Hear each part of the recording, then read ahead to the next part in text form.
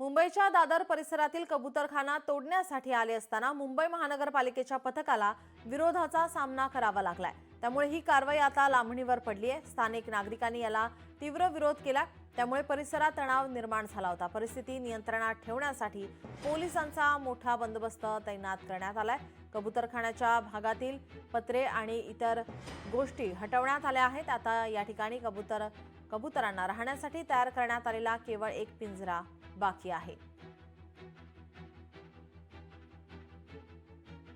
आपल्या प्रतिनिधी भाग्यश्री प्रधान आचार्य आपल्यासोबत जोडलेले आहेत। भाग्यश्री, आपण पाहतोय मुंबई पालिकेचे कर्मचारी पथक या ठिकाणी दाखल झाले होते कारवाईसाठी, मात्र स्थानिकांनी विरोध केला होता। त्या आता या कारवाईला ही कारवाई आता लांबणीवर पडली आहे।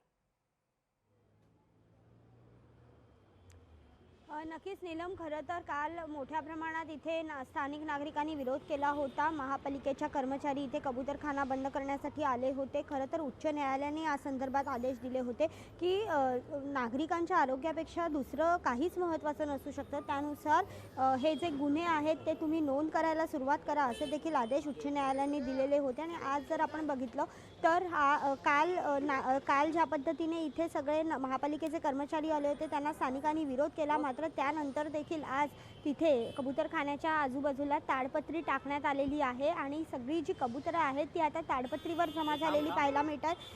तसंच आता अन्नदाणे पाणी टाकण्यासाठी मनाई देखील केलेली आहे। बोर्ड देखील तशा पद्धतीचे लावण्यात आलेले आहेत। मुंबई महानगरपालिका यांच्याकडनं जाहीर सूचना सर्व नागरिकांना सूचित करण्यात येत आहे की या ठिकाणी पशुपक्ष्यांना खाद्यपदार्थ टाकण्यास सक्त मनाई आहे। सार्वजनिक गर्दीच्या ठिकाणी पक्ष्यांना उघड्यावर दाणे घातल्यास बुरशीचा संसर्ग होऊन श्वसनाचे आजार उद्भवू शकतात, अशा पद्धतीचं बोर्ड लावलेला आहे। आणि यावर देखील उच्च न्यायालयाच्या रिट पिटिशनचा या बोर्डवर उल्लेख केलेला आहे। खरं तर उच्च न्यायालयाच्या या निर्णयानुसार, या आदेशानुसार महापालिका देखील आता सक्रिय झालेली पाहायला मिळते। आजूबाजूला खायला घालू नये नागरिकांनी यासाठी काही पथकं जी आहेत ती तैनात करण्यात आलेली आहेत। आणि महापालिकेचे हे जी काही पथकं आहेत ही ह्यांच्या हातात एक काठी आणि एक रुमाल दिलेला आहे, जेणेकरून इथे जर कोणी खायला घालायला आलं तर त्यांना तिथनं लांब करण्याचं जे मार्ग आहे तो त्यांना दाखवण्यात आलेला आहे।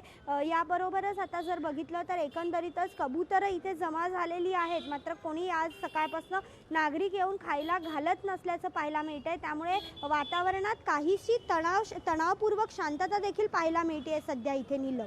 जी नक्कीच, धन्यवाद आपण दिलेल्या सविस्तर माहितीसाठी। लोकशाही मराठी ऐका, पहा, जागरूक रहा।